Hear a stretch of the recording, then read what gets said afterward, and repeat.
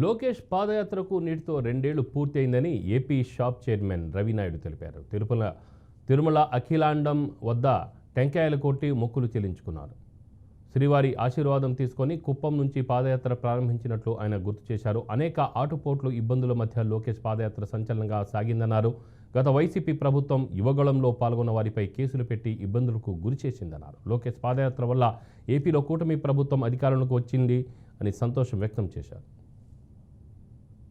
వెంకటేశ్వర స్వామి పాదాల చెంత లోకేష్ గారి యువగలం పాదయాత్ర ఈరోజు మొదలైంది.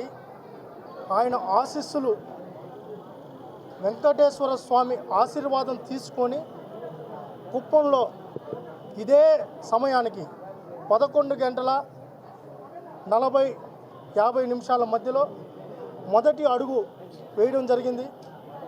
ఇది ఒక పెను సంచలనంగా లోకేష్ గారి పాదయాత్ర అనేక ఆటుపోట్లు, అనేక ఇబ్బందులు, ఎన్ని ఇబ్బందులు పెట్టినా, ఏమి చేసినా, చివరకు తండ్రిని అరెస్ట్ చేసినా, ఆయన్ని ఇబ్బందులు పెట్టినా కేవలం ప్రజల ఆశీర్వాదం, స్వామివారి ఈరోజు కలియుగ ప్రత్యక్ష దైవం శ్రీ వెంకటేశ్వర స్వామి ఆశీర్వాదం వల్లనే ఈ పాదయాత్ర దిగ్విజయంగా పూర్తయింది. 226 రోజులు 3123 కిలోమీటర్లు పాదయాత్ర దిగ్విజయంగా ముగిసింది. కావున ఆ రోజు మేము కూడా యువగలంలో టీం సభ్యులుగా ఉన్నాం. ఆ రోజు మా మీద కూడా కేసులు పెట్టి మా వాలంటీర్స్ని కూడా జైల్లో పెట్టడం జరిగింది. ఆ రోజు స్వామివారిని వేడుకోవడం జరిగింది.